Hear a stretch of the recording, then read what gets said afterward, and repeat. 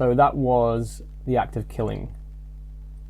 The final film on my list is called Samsara, and it's by Ron Frick, who was also involved in Koi and Squatty, one of the earlier choices.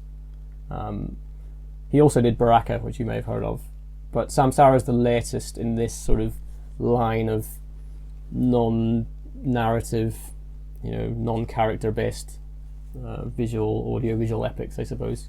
And I had to choose it because it's the same, it's the format, but in a modernized, 4K.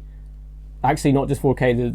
The imagery on this film is sort of highly saturated and super rich. If you watch it on a big high fidelity screen, it's really obscenely punchy, the imagery, and they've been all around the world filming the most beautiful locations and the most amazing sights. So it's a real visual feast. And then also they've actually, it's been complemented with really beautiful soundtrack as well by many different by many different musicians, should I say. And it's just probably the richest audio-visual film that I know of, in terms of that tickling the senses, I suppose. But then underlying that, of course, it has a story. It's about impermanence and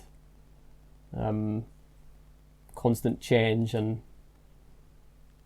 the birth and growth of and destruction of society and natural forms. And it takes these big objective views of the world and people in it, which are messages that very much I've applied in my own work, particularly my latest album actually, which is called Yearning for the Infinite, where I've also taken that similar objectification of society and looking at humans as a system, and the humans, in my case, looking at humans as locked into this perpetual whatever it is you get up for every day. Everyone is driven by these unobtainable goals, really, and people are just rats in the wheel to some extent. But that can be a beautiful thing as well. It's not all negative.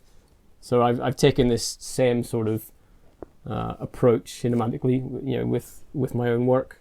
I've watched this film so many times, maybe more than any other film. So you can see the connections in there to what I'm interested in.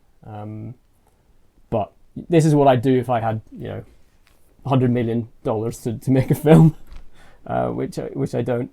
So this is what you can do when you really have the resources, and how far you can really push that art form. It's pretty spectacular.